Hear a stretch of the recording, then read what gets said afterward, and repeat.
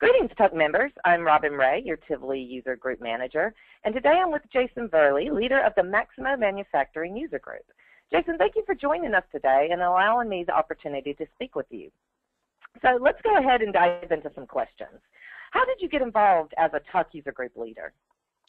It started a couple of years ago as I've attended other IBM conferences, and Mary Bunzel sent out an invitation for a manufacturer's user group to talk about how Maximo is used and applied in the manufacturing setting, and I became involved with the group heavily because in my situation, being a smaller company, I'm the Maximo lead here, and so I needed to be able to reach out and network with others to find out new information, new ideas on how others are using Maximo, and that was the best forum I had found to date as far as, meet and greet new people that were Maximo users like myself.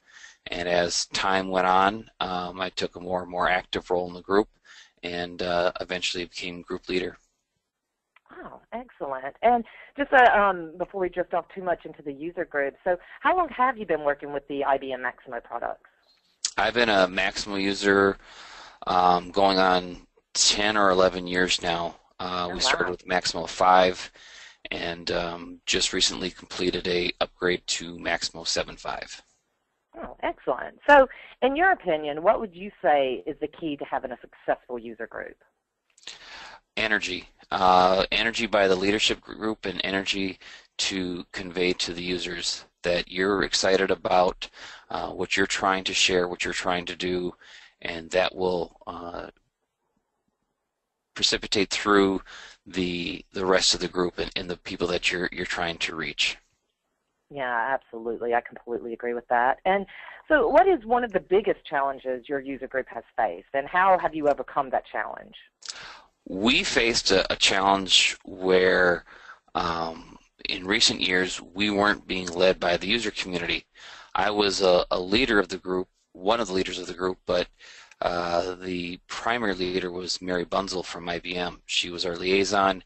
She formed the group and did a wonderful job leading the group, but this was a user community, not an IBM community. And at the last interconnect, we as the users really sat back and said, we need to take charge of how we want these meetings and what we want to see and how we want to drive it. Mary did a wonderful job getting us together and getting the group started, but for it to continue to grow, to continue to move forward, it needed to be managed and directed by the user community. And so our challenge was finally stepping up and saying, this is a user group, not an IBM meeting, and taking charge. And then once we took charge, making time. We've all got our busy careers, our personal lives. This is another thing that we're committed to, and it takes time and it takes some prioritization on what you're going to do. There's nights where I'm documenting stuff and doing emails from home after the kids are at bed because the day is full and there's still stuff I want to get out to our user community. Right. Yeah, and just, speaking on that a little bit more, so, how do you keep your user members engaged within the community? We're focusing on using the tools and the communication methods we've got within the TUC. Users are, signing up there. We get email information. We can post things. We can blast things out via that. So that's how we're going to continue to try and engage with our users. And then we're working with Reliability Web to start reaching out to other Maximo users that are not familiar with the IBM conferences. A lot of us that are participating right now came in from Pulse or Interconnect or those types of conferences where the TUC had a strong presence. We're trying to reach all Maximo users within the manufacturing area and bring them into the fold as well. I've met and talked to others that have said, I didn't know you guys existed until the last couple of weeks. And this is a great resource. This is a great community. And so we're continuing to try and reach out and grow the community to those that haven't participated within the the IBM conference world. Right. Oh no, that's an excellent idea. That's really good advice. So with all this going on, so how has leading the user group helped you in your professional field? Do you have anything that that resonates with you and thinking, oh yeah, this was a great move for me to get involved? It goes back to the prioritization. All of a sudden, Right. you add one more thing to your plate, and you've got to work on your priority skills because you've overloaded yourself. No different than there's times at work. All of a sudden, you've just got to learn to be able to politely say no, or realize this is something you've got to get done. Put a smile on your face and grind through it until she gets done. Yeah, no, absolutely. And I think that's one thing, for anyone listening who's a new leader, I think that could be, one of the fears is how am I going to balance all this? And that's where I hope that, everyone realizes you have support from the TUC management team, myself and my other colleagues on the team to help with that. And it is kind of coming together. I do notice with you and your user group, as you are the leader, but you do all seem to work and gel really well together, and I think that shows in how successful your group has become.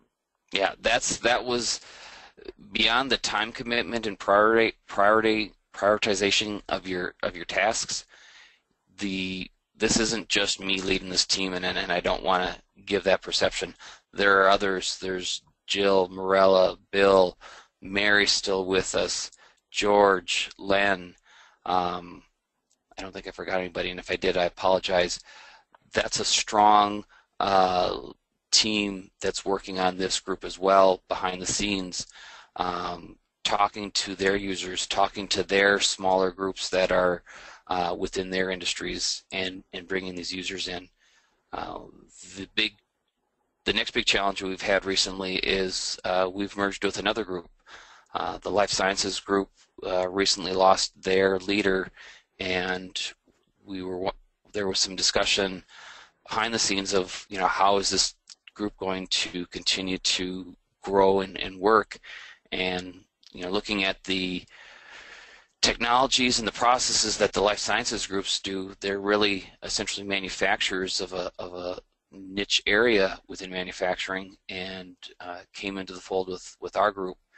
And from the manufacturer side, we've typically seen heavy industries, the auto industry, the aerospace industry, cement.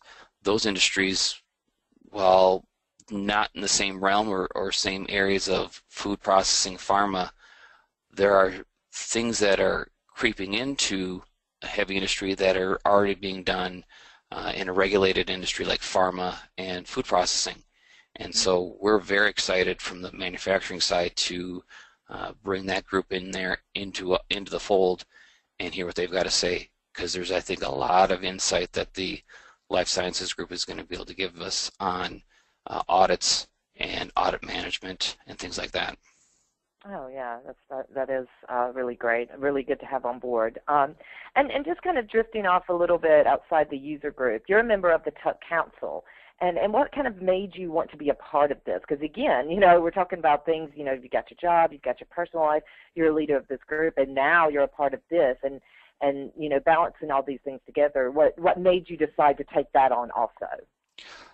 Just to help, more insight, more information, more feedback on the groups and the structure of the groups to help strengthen our group. It was a little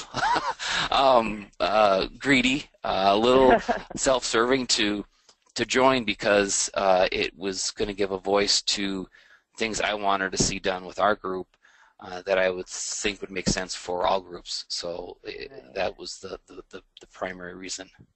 Right, and I think that, honestly, I think that is such an excellent reason. That's exactly what it's there for. It's there so that you do have that voice and you can put your input and, like you said, benefit from it also with the user group. So I think that's excellent. And, as we begin to wrap things up, my last question for you is, what advice would you give to new leaders starting a user group in their area? Don't feel bad if you feel overwhelmed or you get upset about a detail or something that got missed or dropped. as you start getting your arms around your group, it's not going to be perfect. It's a work in progress. It's a living beast that you just gotta manage and pull in the right direction. I've been helping Mary for a number of years now and truly leading this group just for the last couple of months, and there's still things I'm like, I wish I'd remember that. Oop, we should have done that. Oop. Yeah. So don't feel bad about taking a misstep, because this is a volunteer position. You're dedicating your extra time and your extra resources to lead this group. So don't feel bad if you take a misstep. It's going to happen, and you just take it with stride and move on. Right. No, absolutely. Yeah, that's great. Wonderful advice. Thanks, Jason. And thank you to everyone who has taken the time to watch today's interview. Also, remember to watch this space, as we will continue to bring you exclusive interviews with leaders and members of the Tivoli user community. Again, Jason, thank you very much for your time. It was a pleasure speaking with you. Thank you very much. That's all for today. See you next time. Goodbye.